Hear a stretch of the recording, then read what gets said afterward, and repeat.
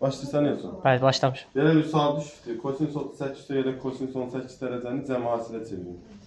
Kosinüs alfa. Üstəgələk kosinüs betanın düsturu nə idi? 2 kosinüs alfa plus beta bölə 2. Kosinüs alfa minus beta bölə 2. Həmin düstur əslində yazırsan 2 kosinüs 38'in üstüne yerləşsən 18 bölərsən 2'ye kosinüs 38 çıx 18 bölə 2. Bu da bərabərdir. 2 kosinüs 38'in üstü 18 yanında nə eləyir? 56 2'ye bölərsən 28 kosinüs 10 dərəcə. Bu da doğru cavabımız eləyir C variantı. Yəni C variantında cavab belədir. Yəni ayrı heç nə istəmirsiniz. Yəni ən primitiv trigonometriyanın ən asan versiyasıdır. Belə bir tutaq verir bizə ikinci sualda. Tutaq budur.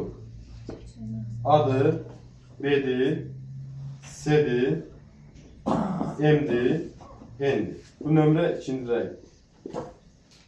Bizə deyir ki, ABC tutanı M'in bu düzxət buna paraleldir AC'yə. AC'ni verir 20. B'ni verir 8. Bura 8. NC'ni verir 17. NC buna verir 17. Bizdən soruşur ki, M'ini tapın. Bakın biz hərəkət oxşarlıqda demişdik ki, oturacağa paralel olan düz xəttin oturacaqdan ayırdığı üçbucaq nədir? Ev narahat olmayın. Oturacağa paralel olan düz xəttin oturacaqdan ayırdığı üçbucaq nədir? Üçbucaq olur. Konkurent. Verilən üçbucağa oxşar olur. Yəni həmin qaydaya əsasən yazarsan ki, burada üçbucaq M, B, N oxşardır üçbucaq A, B, C-yə. Bakın, məndən M-ni soruşur, M-ni X deyirəm. O zaman yazarsan ki, X-in 20'ye nisbəti bərabərdir 8'in 25'e nisbəti. Çarpaz vursan 25X bərabərdir 8'i 20'ye vuranda 160, X də bərabərdir 160'ı bölərsən 25'e. 160'ın içərisində 25'dən neçə dəfə? Deməli, alt dəfə 25 neçə eləyir? 150, orada qalır onun 6,4 eləyir. 6,4 doğru cevabımız değil la variant.